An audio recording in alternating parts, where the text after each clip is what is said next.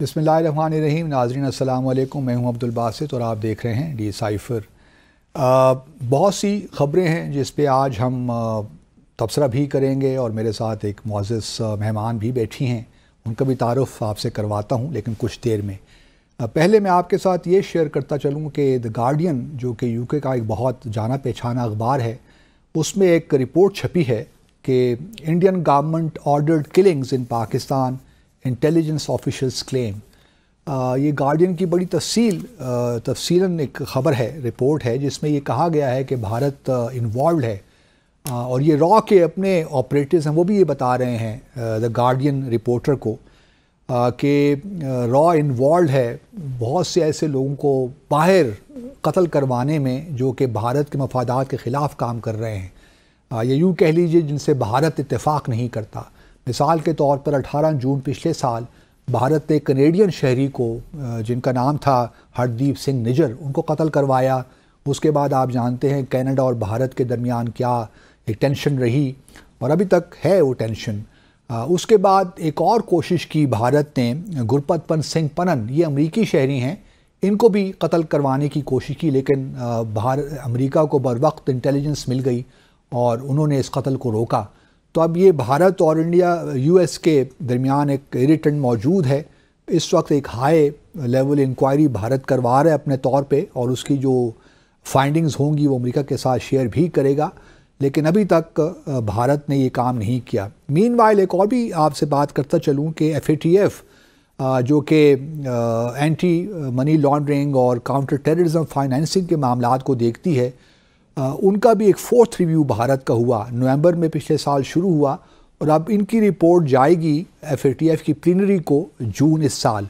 تو دیکھیے بات تو یہی بنتی ہے کہ جو اس وقت بھارت کا کردار ہے ایکسٹرا جوڈیشل کلنگز میں اراؤنڈ دا ورلڈ, پاکستان نے بھی پچھلے 3-4 سالوں میں بہت سے لوگوں کو مروایا گیا, تقریباً 10 سے 15 لوگوں کو قتل کروایا گیا یہاں پہ.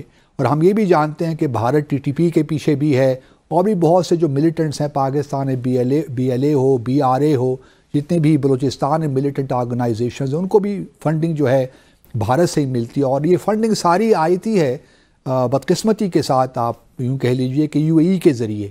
تو یہ ایک بہت بڑا نیٹ ورک ہے, اور میں امید کرتا ہوں کہ جون میں جب FATF کی پلینری ہوگی تو بھارت کو کم از کم اگر بلیک لسٹ نہیں کیا جاتا تو کم از کم گرے لسٹ میں ضرور ڈالا جائے, تاکہ بھارت کی جو ہیوبرسٹک ایک ایٹیچیوڈ ہے کہ جی ہم جو کریں سب ٹھیک ہے, ہمیں کوئی اس وقت ٹچ نہیں کر سکتا کیونکہ ہم رائزنگ اکانومی ہیں اور بڑا ہمارا کلاؤٹ ہے دنیا بھر میں, اور تو اس وجہ سے ہمیں تو اب ضرورت اس امر کی ہے کہ بھارت کو اس کی جگہ پہ لایا جائے. اور اس سال الیکشنز بھی ہو رہے ہیں اپریل جون میں, اور 4-5 جون تک ہمیں ریزلٹس بھی پتہ چل جائیں گے. تو دیکھتے ہیں کہ نئی حکومت کون بناتا ہے. لیکن سوال یہی ہے کہ اس وقت جو ہے یہ جو رپورٹ آئی ہے دی گارڈین کی, یہ کافی انٹرسٹنگ بھی ہے اور آئی اوپننگ بھی ہے. اس سے کافی معلومات بھی ہمیں ملی کہ بھارت کس طرح یہ ساری کلنگز کروا رہا ہے ایکسٹرا جوڈیشل. تو آئیے میں اپنے مہمان کا آپ سے تعارف کروا دوں. پہلے بھی ڈی سائفر میں تشریف لاتی نہیں ہیں, میری بہت اچھی کالیگ دوست ambassador Naila Chohan. Thank you Naila once again gracing D cipher. Thank you so much for inviting. Report کے بارے میں بھائی اب تو میرا خیال ہے بھارت کو FATF کی گرے لسٹ میں تو کم از کم شامل ہو جانا چاہیے. نہیں بالکل آپ نے صحیح فرمایا. آپ دیکھیے کہ جب G20 کا سمٹ ہوا تھا تو جسٹن ٹروڈو صاحب آئے تھے, that was soon after Mr Nijjar's killing. تو انہوں نے یہ نہیں کہا کہ کینیڈا نے یہ کہا ہے, انہوں نے کہا 5 آئیز کے پاس ایویڈنس ہے. So that meant that all these 5 eyes جس میں شامل ہیں UK, Australia, New Zealand, USA, Canada, ان سب کی ایجنسیز کے پاس ایویڈنس ہے کہ بھارت کیا کر رہا ہے. اور آپ دیکھیے کہ ان کی اوڈیسٹی کہ دے ڈو ناٹ ریسپیکٹ کہ وہ اب دوسرے ملک کے سٹیزن ہیں, اب they are not governed by Indian laws. بالکل. And yet it's a violation of international law, it is a violation of their freedom of expression. وہ کہتے ہیں نائلہ نا, بھارت یہ کہتے ہیں کہ جی خالستان موومنٹ کے یہ سیپریٹسٹ ایلیمنٹس ہیں, یہ سکھ فار جسٹس جو ایک بنی ہوئی ہے، یہ اس کے بڑے متحرک سارے ان کا حق ہے according to U N charter. وہ یہ کہتے ہیں کہ ہم نے سکھ فار جسٹس اور دوسری جو خالستان کی آرگنائزیشن ہم ان کو ٹیررسٹ آرگنائزیشن قرار دے رہی ہیں، اور کینیڈا اور امریکہ ہم سے تعاون نہیں کر رہے. آپ دیکھیے کہ یہ تو یو این چارٹر کی وائلیشن ہے باسط. آپ دیکھیے کشمیر میں کیا کر رہے ہیں. بالکل. کیا یہ ان کو حق نہیں دیا گیا تھا؟ ریزولوشن ہے آپ کے پاس، لیکن اب تک پلیبسٹ نہیں کرایا گیا کیونکہ ان کو حق خود ارادگی نہیں دیا گیا. اور اب جو بھی اٹھائے آواز، اور یہ سکھوں کا مسئلہ جو ہے یہ ابھی کا نہیں ہے، یہ پارٹیشن کے وقت سے چل رہا ہے، اور ان کو بہت سے سبز باغ دکھائے گئے اور ان کو پھر دھوکہ بھی دیا گیا. تو اب وہ اتنی حد تک نالا ہو چکے ہیں کہ انہوں نے اب یہ سکھ فار جسٹس موومنٹ، اور انہوں نے اپنے diaspora, because with in India تو آپ نے دیکھا فارمرز جو موومنٹ ہوئی، بالکل ایبسولوٹلی، تو ان کے ساتھ حالانکہ they are the bread basket of India, تو ان کے ساتھ کس طرح زدوکوب کیا جا رہا ہے، جو سلوک کیا جا رہا ہے. سو بھارت جو ہے کہنے کو تو لارجسٹ ڈیموکریسی ہے، but it's really autocracy now, and they are not respecting the voice of their people, and they are not respecting کہ دوسرے ممالک میں آپ گھس کے اتنا قتل و غارت نہیں کر سکتے. کچھ لوگ یہ کہہ رہے ہیں بھارت میں کہ شاید مودی صاحب کا تیسری بار وزیر اعظم بننا بہت مشکل ہو، لیکن مجھے لگتا ہے کہ شاید بن ہی جائیں گے تیسری بار. نہیں، آئی تھنک کہ بنیں گے، ضرور بنیں گے، کیونکہ جتنا وہ ظلم کر رہے ہیں اپنے الیکٹوریٹ کے لیے، it would be a shame for ہم کہ اگر اتنا کچھ کرنے کے بعد بھی نہ جیتے. یہ بھی اچھا طریقہ ہے دیکھنے کا. اچھا، آپ تھوڑا سا چلتے ہیں آگے.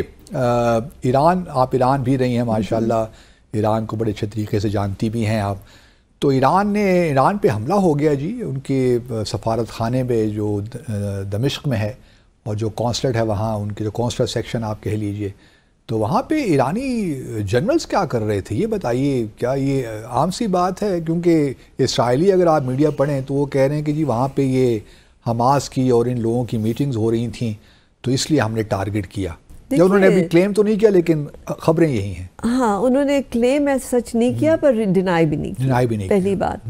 دوسری بات یہ کہ اسرائیل تو اب حد سے پار ہو گیا ہے. آپ دیکھیے کہ وہ جو بھی کر رہے تھے، it was a diplomatic compound, جس کی جو ہے وینا کنونشن ہے on diplomatic community. How could that be violated? And if you accept this action, پھر تو ہر ایمبیسی پہ جو ہے وہ اللہ جس کا دل چاہے بول دے. دس از اے ٹوٹل وائلیشن. لیکن میری نظر میں Basit Sahab, there is a deeper game behind it. آپ دیکھیے کہ نیتن یاہو اب بہت کمزور ہوتا جا رہا ہے، کیونکہ اس کے اپنے لوگ، آپ دیکھیے کتنے جلوس نکل رہے ہیں، لوگ دور دور سے آ رہے ہیں to main cities to show their resentment of the policies of Mr. Netanyahu. But he wants to this war to get prolonged کر لیں. دیکھیے نا، وہ چاہ رہے ہیں کہ الیکشن ہو اور اس کی چھٹی ہو، لیکن وہ چاہ رہے ہیں کہ جنگ کو اتنا پھیلایا جائے کہ لوگ گھبرا کے جو ہے جاری let it go والی بات ہے، اور اس میں وہ اپنا ایکسٹینشن کر لیں. کیونکہ ان کے خلاف کرپشن کے کیسز بھی ہیں نا. ایگزیکٹلی، ان کے پاس کرپشن کیسز بھی ہیں. پر آپ دیکھیے کہ اب وہ انہوں نے حملہ کیوں کیا؟ یہ کہنے کی بات تو جو الگ ہے، جو گورنمنٹ ریٹورک ہے، لیکن میری نظر میں انہوں نے یہ ڈبل گیم کھیلی ہے. وہ ایران پہ ایکٹ کر کے، جو کہ امریکہ اب ان سے ڈسٹنس ہو رہا تھا، اور بائیڈن صاحب نے کہا تھا کہ Israel has gone over the top, وہ اس سے چینج کرنے کے لیے کہ ایران پہ حملہ کر کے، جو کہ ان کے لیے بڑا اینمی ہے، they might revive the support that was dwindling now. So I think they tried to play clever by half. My fear is that it's going to backfire. نہیں تو ابھی ایران کے پاس کیا آپشنز موجود ہیں؟ ایران کے پاس تو بہت آپشنز ہیں. ایران کی دیکھیے پراکسی اتنی ہے. پراکسیز آپشن ہے نا، ڈائریکٹ ڈائراس تو نہیں کرے گا کوئی حملہ. Basit never forget, Iran is a continuous 5,000 years of civilization and diplomacy. They will never confront directly. They're too smart for that. نہیں تو پھر مطلب آپ یہ کہہ رہی ہیں کہ ایران جو ہے کسی اسرائیلی فیسیلیٹی پہ حملہ نہیں کرے، کسی ڈپلومیٹک فیسیلیٹی پہ حملہ نہیں کرے گا. میں یہ نہیں کہہ رہی میں کہہ رہی ہوں کہ وہ ڈائریکٹ کنفرنٹیشن نہیں کریں گے. مطلب وہ حماس یا اسلامک جہاد حزب اللہ کو جو بھی ان کی پراکسیز ہیں وہ ان کے ساتھ. اور اب دیکھیے کہ امریکہ نے بھی ڈس انگیج کیا, انہوں نے کہا جی we are not behind it, کیونکہ جب ایران میں تو تو وہاں تو ہوتا تھا مرگ بر امریکہ. They thought the biggest شیطان بزرگ is America. So for them their knee-jerk reaction is that it is USA behind all this, but USA has washed its hands out of. یہ تو لوگوں کا کچھ خیال ہے. Unlike Israel's expectations کہ اسرائیل کو اس نے اکیلا کر دیا ہے کہ بھئی I haven't done it, یہ اس نے ہی کیا ہے. Now اگر اسی نے کیا ہے تو how will Iran deal with it? Do you know that before 1979 Israel and Iran were very good friends? Good friends, absolutely. ان کی کتنی جو ہے آپس میں روابط تھے, چاہے وہ ڈیفنس کے تھے چاہے وہ اکنامک تھے. انٹیلیجنس کوآپریشن تھی. There's a large diaspora, Jewish diaspora in Tehran even today. تو ایسی بات نہیں ہے, لیکن ایران بڑا کیلکولیٹڈ رسک لے گا, یہ اتنا نی جرک ریاکشن نہیں کرے گا. نو اٹ ڈیپینڈس کہ اسرائیل کیا اس کو ہینڈل کر سکے گا. واٹ آر یو ایکسپیکٹنگ, کتنا ٹائم لے گا ایران ریئیکٹ کرنے میں؟ آئی ڈونٹ نو, ابھی تو آفٹر عید اور بیفور عید یو سے. I wouldn't make such a remark. اچھا. Because it's premature. Eid is a festivity for Muslims. اگر کوئی ہوتا ہے ایڈونچر اس میں مسلم جانے بھی اتنے. تو یہ بتائیے, کیونکہ آج میں دیکھ رہا تھا فیونرل تھے 2-3 میرے خیال میں لوگوں کے یا 5 لوگوں کے, 6 شاید جہاں بھاگ ہوئے اس حملے میں. تو جو جنرل سلیمانی تھے وہ کہہ رہے تھے کہ ہم بدلہ تو لیں گے, اور پھر جو سپریم لیڈر ہیں انہوں نے بھی کہا ہے کہ Iran will have to pay for this. تو Israel will have to pay for this. تو اس میں یہ بتائیے کہ چونکہ آپ ایران میں نہیں ہیں, جب اس قسم کے معاملات ہوتے ہیں تو ڈومیسٹک پریشر کتنا ہوتا ہے گورنمنٹ پہ کہ بھئی آپ نے بدلہ لینا ہے اس چیز کا, خاص طور پہ اسرائیل کے معاملے میں؟ ایران کی بدلے کی سینس تو بہت اسٹرانگ ہے. اچھا. ہاں, they will not let it pass, but how will they take their revenge remains to be seen.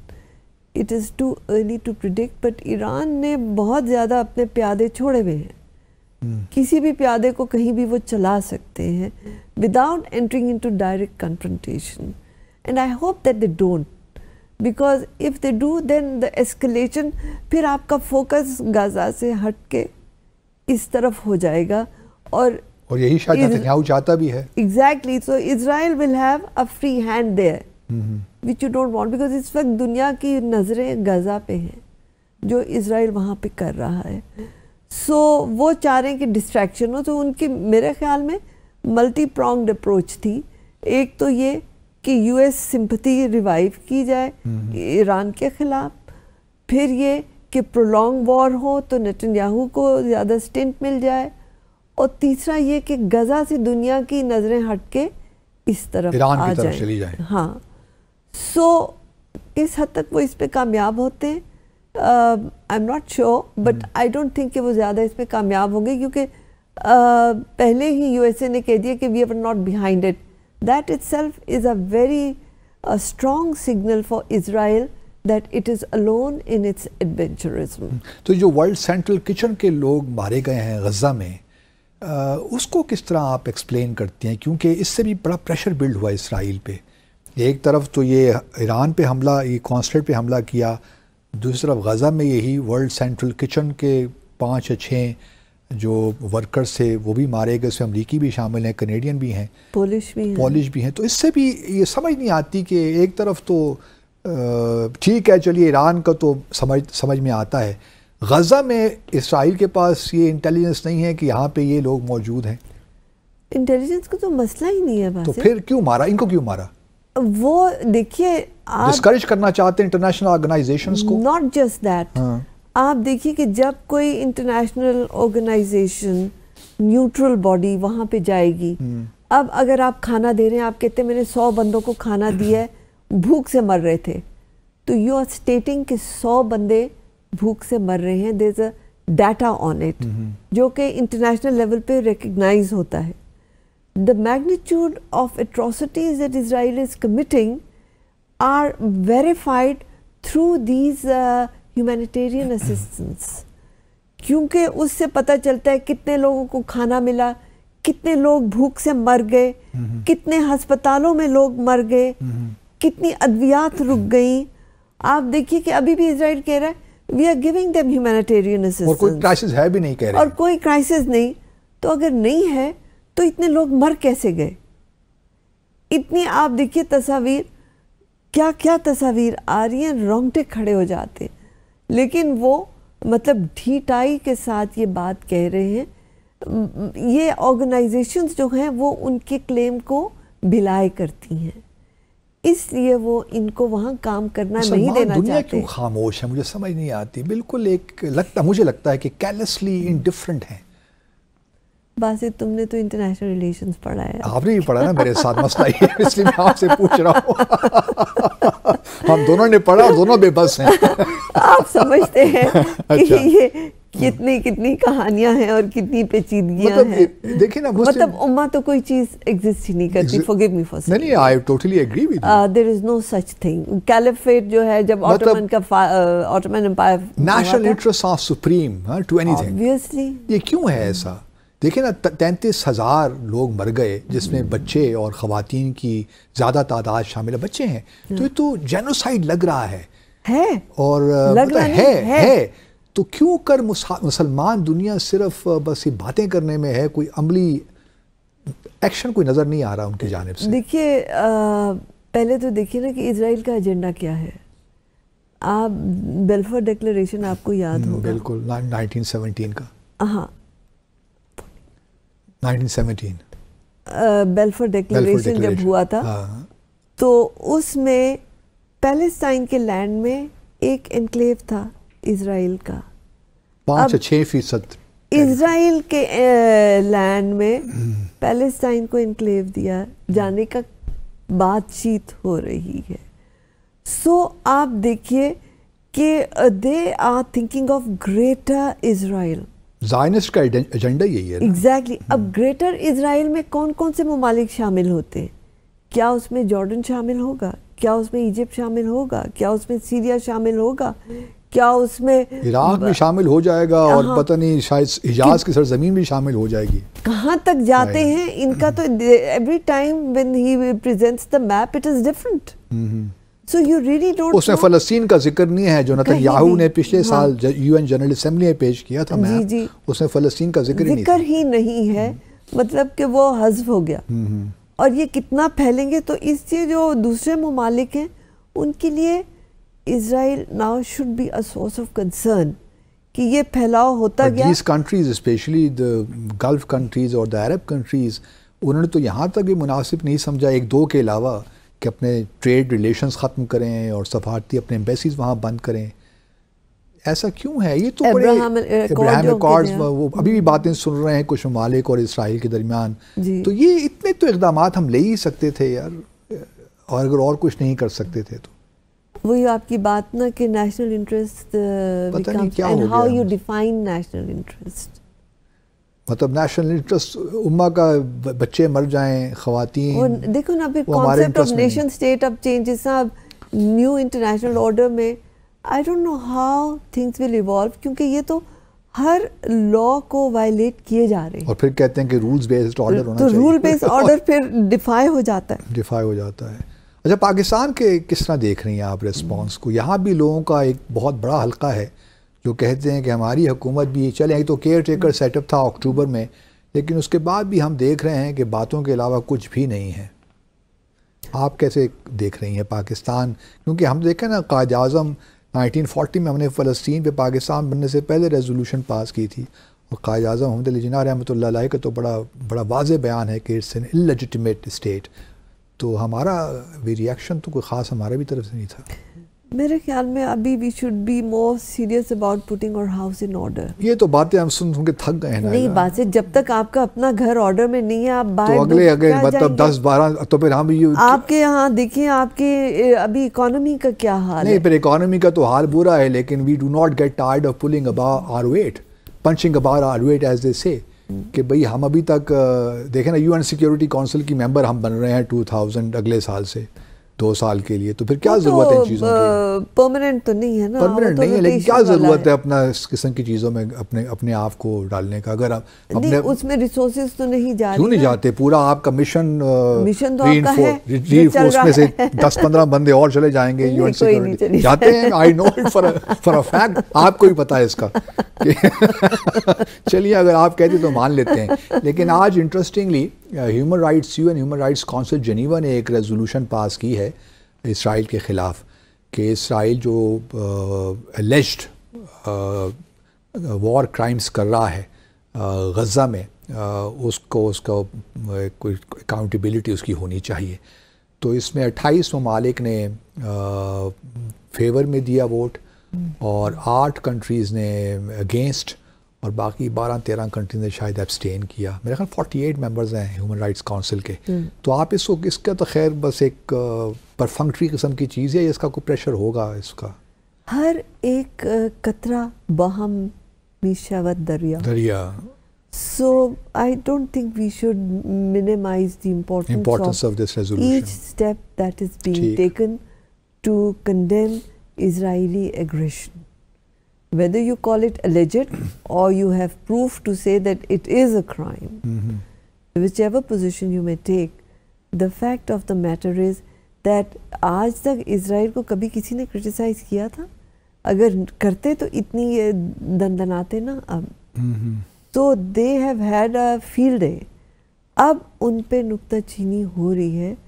اب نیتن یاہو کی پولیٹیکل ایگزسٹنس جو ہے وہ انڈر تھریٹ ہے, اور اس کے لیے وہ کس حد تک جاتا ہے یہ دیکھنے والی بات ہے.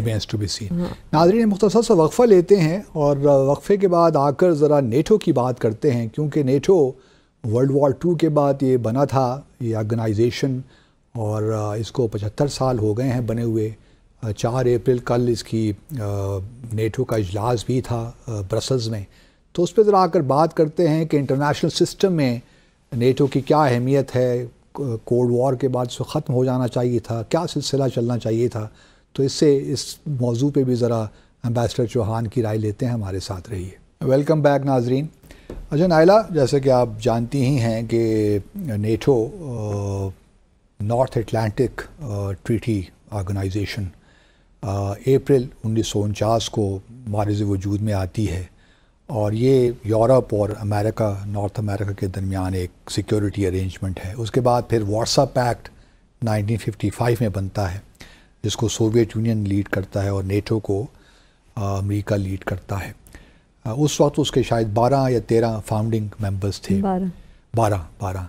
تو اب ہم دیکھتے ہیں کہ 75 ایئرز آن نیٹو ابھی تک ہے, جبکہ وارسا پیکٹ تو دفن ہو گیا سوویت یونین کے کلیپس ہونے کے بعد 1991 میں.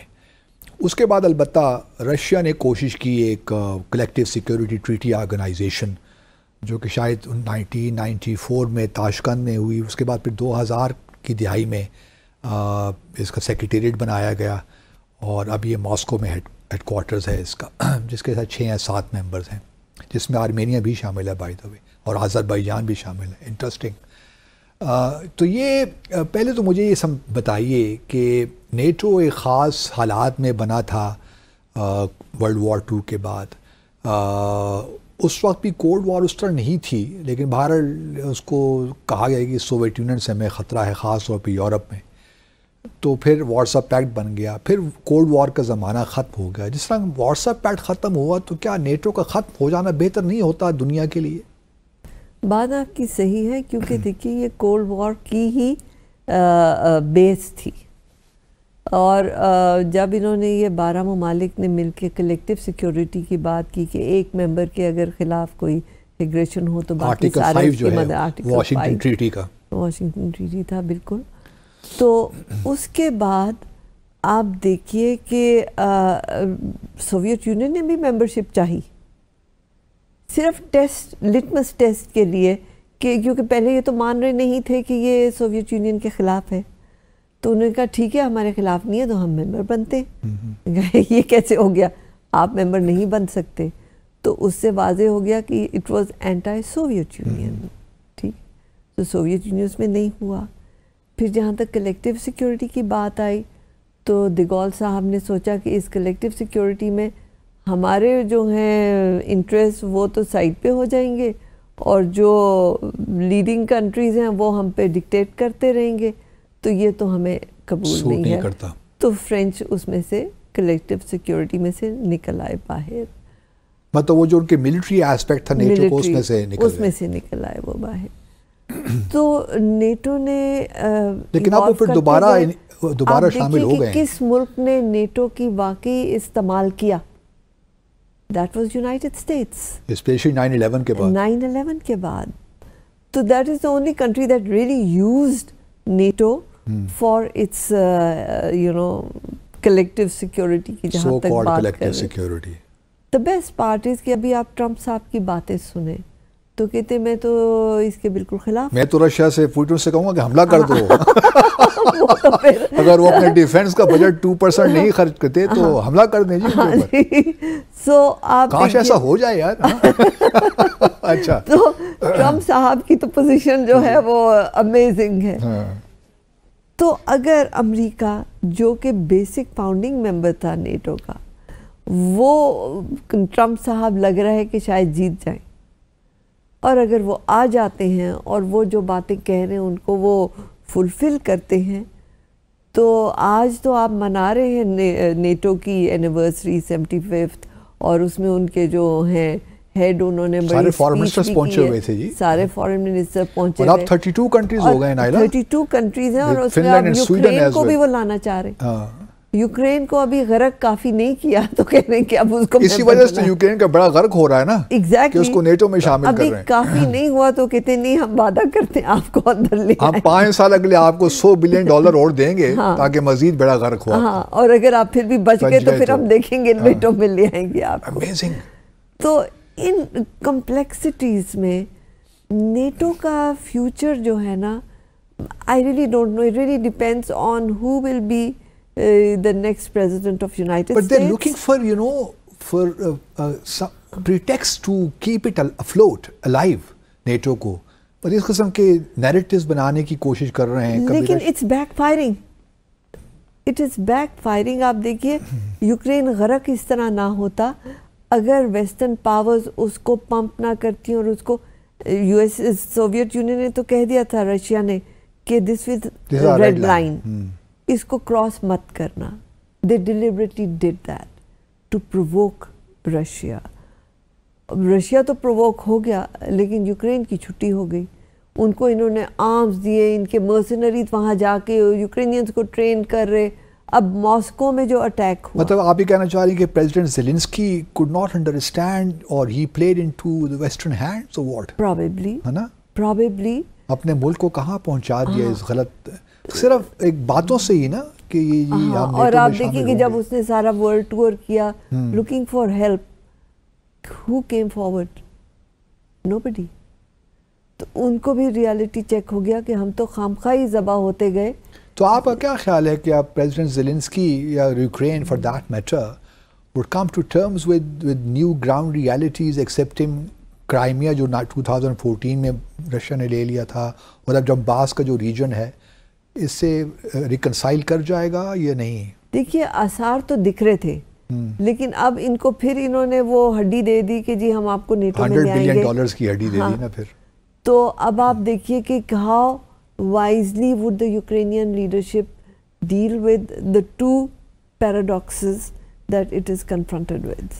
تو یہ تو بڑی گمبھیر صورتحال. اچھا, آپ نے کولڈ وار کا ذکر کیا تھا کہ اس وقت دین سوویت یونین ایکسپریس ڈیزائر کہ ہم بھی نیٹو میں شامل ہو جاتے ہیں. اچھا, سوویت یونین نے کلیپس کے بعد رشیا نے بھی نیٹو میں ایک لحاظ سے کوئی کوآپریٹیو انگیجمنٹ کی بات کی تھی, اس وقت بھی اس کو رد کر دیا, جیٹسن کر دیا گیا تھا. تو یہ نیٹو کا ایک خاص اپنے آپ کو زندہ رکھنے کا یہ بہانے تلاش کرنے کا ایک ان کا سٹیٹڈ ایجنڈا ہے اور ایک ان کا انسٹیٹڈ ایجنڈا ہے. بتائیے نا کیا ہے. تو انسٹیٹڈ میں یہی ہے نا کہ اب انہوں نے وہ لٹمس ٹیسٹ تو کرتے رہتے ہیں, پتہ چل گیا کہ وہ رشیا کو نہیں چاہتے ہیں, وہ ابھی بھی کولڈ وار مینٹیلٹی میں چل رہے ہیں, لیکن کولڈ وار ایگزسٹ نہیں کرتی ہے.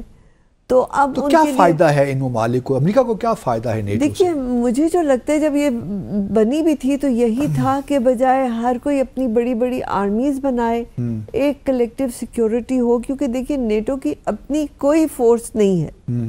It is basically working on the contributions of the member countries. Contingents کون دے رہا ہے, کیا دے رہا ہے, اس کے مطابق اس کی افغانستان بھی کافی ڈسٹرکشن کر کے گئے ہیں جی. ایگزیکٹلی, وہ تو ابھی بات نکلیں گی تو نکلیں گی, پر آپ دیکھیے آئی ایس ایف فورسز کا جو تھا, تو دیکھیے کہ اب یہ کس حد تک اپنے آپ کو جسٹیفائی کر سکتے ہیں. They have to redefine themself. یہ جب آپ نے بالکل درست فرمایا کہ جب فال آف برلن وال ہوئی تو you thought that NATO no longer has its justification. However it continued, اور آپ نے 9/11 کر کے انہوں نے کاؤنٹر ٹیررزم کو جسٹیفیکیشن بنا دیا نا, ٹیررزم کو for that matter. ہاں, تو آپ ادھر آ گئے. اب آپ کاؤنٹر ٹیررزم میں آتے ہیں تو جس طرح آپ FATF کی بات کر رہے تھے, it is a financial action task force. It is not a UN body. It's not a treaty body. It's not a charter body. It is just a task force. And it is being used by these countries. And it is being used with a certain agenda. Because I'm saying this because I do not see a level playing field there. آپ کے اوپر جب تھا تو کس طرح سے آپ کے لیے مطلب تکلیف دہ تھا, but it was a good, I would say it was good کہ آپ نے اپنے سارے جو فائنینشیل انسٹیٹیوشنز تھیں ان کو ٹائٹن کر دیا, آپ کی بہتری میں ہی ہوا. وہی فارمولا جب آپ اپنے پڑوسی پہ اپلائی کرتے ہیں جن کی informal economy is colossal, it is, اور اس کا کوئی اکاؤنٹیبلٹی نہیں ہے. اور کتنے زیادہ, جس طرح آپ نے شروع میں پروگرام کی بات کی کہ کلنگز میں استعمال ہو رہے ہیں, نفیریس ایکٹیویٹیز میں ہو رہے ہیں, آپ کے یہاں سکسیشنسٹ موومنٹس کو سپانسر وہ کر رہے ہیں, ارد گرد ہر جگہ وہ شرارت کر رہے ہیں. تو کیا FATF جو مینڈیٹ آپ کے لیے لے کے آئے تھے وہی مینڈیٹ وہیں بھی لگائیں گے؟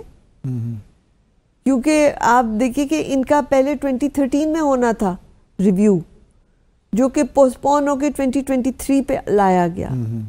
اور اب جو ہے it is a critical moment because India is now going into elections.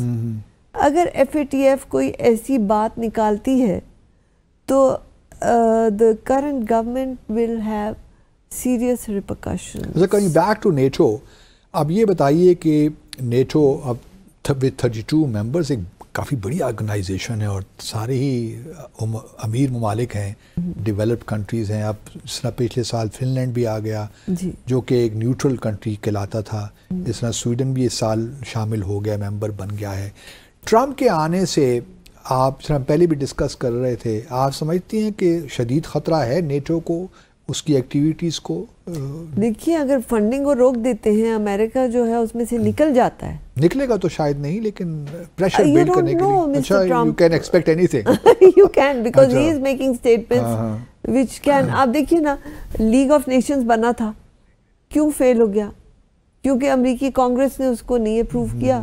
امریکہ نکلا تو پیچھے لیگ اور آف اب کوشش یہ ہے کہ جون تک یہ جو امریکہ نے دینا ہے نا پیسہ یوکرین کو, وہ اپروو ہو جائے جولائی تک میرے خیال میں. لیکن بھارت US کانگریس بھی تو کافی ریزسٹ کر رہی ہے اس کو, ریپبلکنز خاص طور پہ. بالکل, تو اگر ریپبلکنز ریزسٹ کر رہے ہیں اور یہ الیکشن سے پہلے جو ہے نہیں ہوتا ہے اپروو, تو پھر تو نئی جو گورنمنٹ آئے گی اس کی پالیسیز پہ اور اس کی مرسی پہ ہوں گے یہ لوگ, ڈیپینڈ کرے گا اس پہ. سو اس وقت جو ہے it's a very complex situation and you really can't predict کہ یہ کس طرف جائے گا. So we do need Trump to get back to the White House perhaps. ناظرین مختصر وقفہ لیتے ہیں اور واپس آ کر تھوڑی سی روانڈا کی بات بھی کرتے ہیں کہ دیکھیے وہاں پہ بہت قتل و غارت ہوا اور پھر اس کے بعد ریکنسیلیشن ہوئی, اور آج روانڈا بڑی ایک ترقی کی ٹریجیکٹری پہ چل پڑا ہے. کیا ہمارے لیے کچھ سیکھنے کے لیے ہے؟ ہمارے ساتھ رہیے. جی دوستو، ویلکم بیک۔ روانڈا افریقہ کا ایک ملک جہاں 1994 میں ایک سول وار ہوئی اور ہوتوز اور توتسیز کے درمیان، اور ہوتوز نے بڑا زبردست وہاں پہ نسل کشی کی جی، توتسیز کی، مجھے سوری پروناؤنس ذرا کرنے میں مشکل ہو رہی ہے مجھے، اور کہا جاتا ہے کہ تقریباً 1 ملین توتسیز کو مارا گیا اس جنگ میں۔ اور پھر فائنلی کیا نام ہے صدر کا، پال کگامے، وہ آ گئے جی، اور پچھلے کئی سالوں سے وہ صدر ہیں روانڈا کے، اور روانڈا اس سول وار سے نکل کر اب جہاں پہنچا ہے ایک ریکنسلیشن ہے، اور اب ہوتوز اور توتسیز ایک ساتھ رہتے ہیں، اور بلکہ میں کسی ایک انٹرنیشنل چینل پہ رپورٹ بھی دیکھ رہا تھا روانڈا کے بارے میں، اور اکنامیکلی بھی بڑا زبردست نکل آیا ہے اس کرائسس سچویشن سے۔ ہاں دیکھیں، یہ بھی ہو جاتا ہے اگر کوئی صحیح لیڈرشپ آپ کو مل جائے تو بڑا ملک کہاں سے کہاں پہنچ جاتا ہے۔ تو میں یہ سوچ رہا تھا نائلہ کہ ہمارے ہاں تو اللہ کا بڑا کرم ہے، اس قسم کے حالات نہیں ہیں جو روانڈا میں 1994 میں ہوئی، جو سول وار وہاں تھی، اور جس طرح ہوتوز نے توتسی کا قتل کیا، نسل کشی کی ان کی۔ ہمارے ہاں تو اللہ کا بڑا کرم ہے، لیکن ہمارے ہاں کیوں ریکنسلیشن نہیں ہو پاتی؟ ہم دوسرے ممالک سے کیوں نہیں سیکھتے؟ ہمارے پاس ساؤتھ افریقہ کی ایگزامپل بھی ہے، نیلسن منڈیلا جب رہا ہو کے باہر نکلے تو انہوں نے بھی ٹروتھ اور ریکنسلیشن کمیشن بنایا۔ ہم کیوں ان چیزوں کی طرف نہیں جاتے؟ ہمارے ہاں کیوں ابھی تک وہی ایک قومی ایسا انوائرمنٹ ہے جہاں پہ کوئی خیر کی بات ہوتی نہیں ہے، رسا کشی جاری ہے؟ کیوں ایسا ہے؟ ہم کیوں نہیں سیکھتے دوسری قوموں سے؟ ہم دوسروں سے کیا سیکھیں؟ ہم اپنی تاریخ سے سیکھ لیں تو بڑی بات ہے۔ ہماری تاریخ کہتے ہیں بڑی مختصر سی تاریخ ہے، قوموں کی تاریخ میں 70-80 سال کوئی معنی نہیں رکھتی۔ آپ کی تاریخ تو 5000 پرانی ہے۔ وہ تو ہماری سویلائزیشن تاریخ ہے نا، بعثت قوم جو پاکستانی کی بات کر رہا ہوں نا میں۔ تو آپ پاکستانی تو ہیں، اور آپ کی جو رگوں میں تو 5000 سال پرانی روایات، اس میں بڑی بحث ہے نا کہ ثقافت جو ہے وہ ہم تو اس کو اون ہی نہیں کرتے، جو ہڑپا ٹیکسلا وغیرہ کو تو ہم اون ہی نہیں کرتے۔ آپ اون کریں یا نہ کریں، but it's there and it's part of your ethos, it's part of your social psyche. ہم انہی سے سیکھ لیں کہ موہنجو داڑو میں کیوں کوئی آرمز نہیں تھے، کیوں وہاں پہ صرف ٹوائز تھے بچوں کے، child care was there priority, sanitation was their priority, education was their priority، اور باامن لوگ تھے۔ تو کہاں گیا سب؟ اب ہمارے میں وہ ایتھوس کیوں نہیں ہے جو آپ بتا رہی ہیں؟ وہی تو میں کہہ رہی ہوں کہ ہم اپنی تاریخ سے ہی سیکھ لیں تو بڑی بات ہے، دوسروں سے کیا سیکھنا؟ یہ تاریخ بہت پرانی ہے، روانڈا کی تاریخ حال کی تاریخ ہے جی، بہت پرانی نہیں ہے۔ History repeats itself. اچھا، ہمیں اپنی تاریخ کو بھلانا نہیں چاہیے، اور اس تاریخ سے سیکھ کے آگے جانا چاہیے۔ وچ شوز کہ آپ کے اندر وہ مٹی زرخیز ہے، ساقی والی بات ہے، نم ہو تو بڑی زرخیز، تھوڑا سا نم چاہیے بس۔ اچھا، تو یہ مٹی بہت زرخیز ہے۔ نہیں، آپ دیکھیں نا، آپ مجھے یہ جذباتی آپ نے جملے بول کے نا مجھے الجھا دیا ہے۔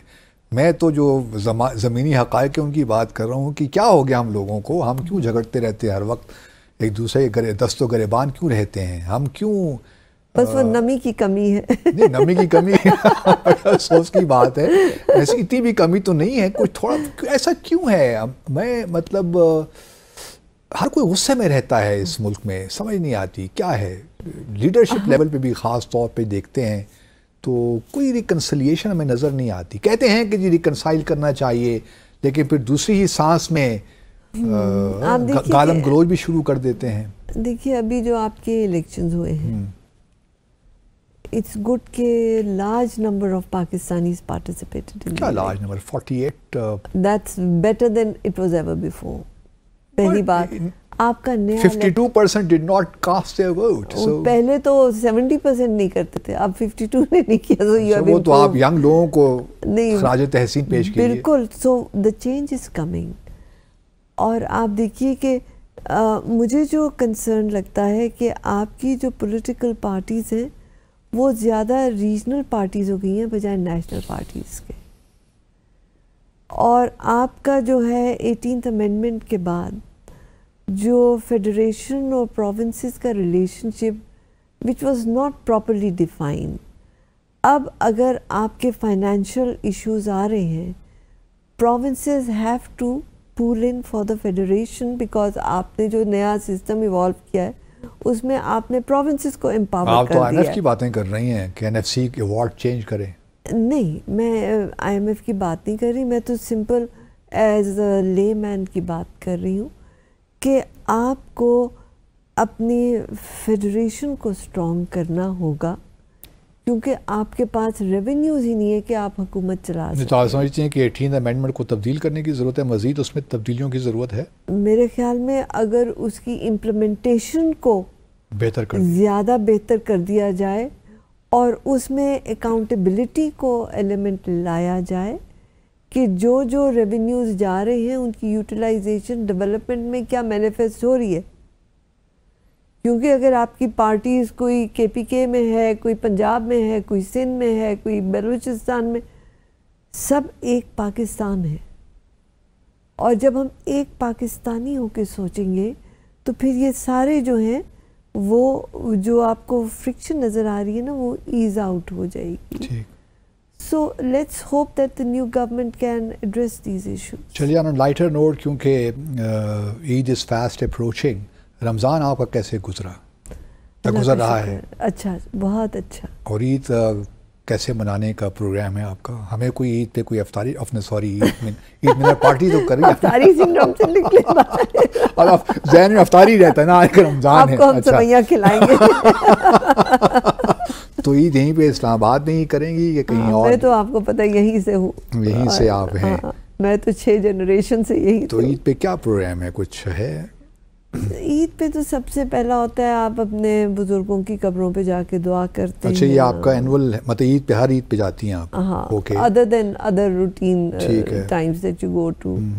پھر والدہ کے پاس جا کے ٹائم گزارنا, پہلا عید کا دن تو. What about your siblings? They are in Pakistan or? Some are here, some are not. لیکن یہ ہے کہ جو یہاں ہیں سب اکٹھے ہو جاتے ہیں, والدہ صاحبہ کے پاس جاتے ہیں. والدہ کے پاس.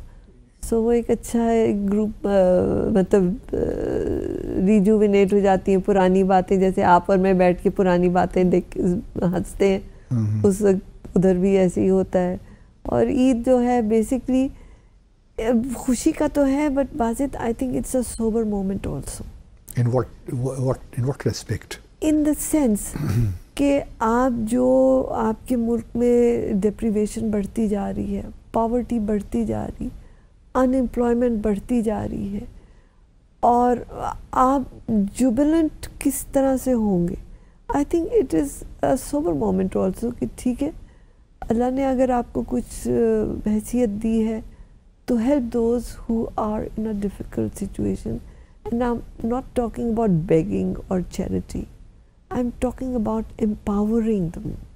لیکن جو حکومت یہ سارا بی آئی ایس پی ہے, اس قسم کی چیزیں ہیں, یہ تو ہمیں اسی طرف لے کر جاتے ہیں کہ بس جو لوگ ہیں غریب ہیں وہ بس مانگتے رہیں, ان کو اس طرح ہی خوش رکھتے رہیں. That's not fair. We need to empower them. جس طرح بنگلہ دیش نے کیا, کوئی اس قسم کا مائکرو فائنینسنگ وغیرہ چیزیں شروع ہونی چاہیے. بالکل. آپ دیکھیں نا کہ آپ اس کو ایک مچھلی کھانے کو دے دیں تو وہ وہی کھائے گا اور ادھر ختم ہو جائے گی بات. اگر آپ اس کو فشنگ راڈ دے دیں گے تو وہ سسٹینیبل اس کی ایک اچھی بات کی آپ نے. تو ہمیں اس قسم کی سیریس موضوعات پہ بھی, اور آپ دیکھیے اب جیسے آپ نے بات کی کہ جو الیکشنز ہوئے اس میں جوانوں کی کتنی پارٹیسپیشن تھی, ان جوانوں کے مستقبل کے بارے میں ہم کیا سوچ رہے ہیں؟ How do you empower them? They have no opportunities. میں جو بھی بچہ دیکھتی ہوں, ہم نے سی ایس ایس کرنا ہے because this is the only thing they think is available جہاں پہ وہ اپنے زور بازو سے آ سکتے. اور حالانکہ پرائیویٹ سیکٹر میں اتنی اپرچونیٹیز اب ہونی چاہیے پر ہے نہیں, کیونکہ ہر جگہ آپ سفارش لا رہے ہیں. گروتھ نہیں ہو رہی نا ملک میں. گروتھ اللہ کرے ہو, اللہ کرے کہ ان کو اپرچونیٹیز ملیں, but I think all of us have that responsibility at our own level. جہاں جہاں آپ مدد کر سکتے ہیں امپاورمنٹ پہ جائیں بجائے خیراتوں پہ جانے کے. بالکل ٹھیک. ہم سب سے بڑے خیراتی ملک ہیں, وی آر موسٹ چیریٹیبل, لیکن آپ کی پاورٹی نہیں جاتی کیونکہ آپ کی چیریٹی جو ہے وہ ان کو محتاجی کی طرف لے جاتی ہے بجائے امپاورمنٹ کی طرف. بڑی اچھی بات آپ نے کی. Thank you very much. بڑے زبردست آپ نے جو آپ کا میرے خیال میں اینڈ نوٹ پہ جو ہم ختم کر رہے ہیں وہی ہے, وہی کہانی ہے ساری. تو بہت شکریہ آپ کا, اور پیش کی عید مبارک آپ کو. پٹیت بات ہوگی آپ سے انشاءاللہ. تو ناظرین, آج کا ڈی سائفر یہیں پہ ختم کرتے ہیں. انشاءاللہ کل شب 10 بجے دوبارہ آپ سے ملاقات ہوگی. اپنا اور اپنے ارد گرد رہنے والوں کا خیال رکھیے گا. اللہ حافظ.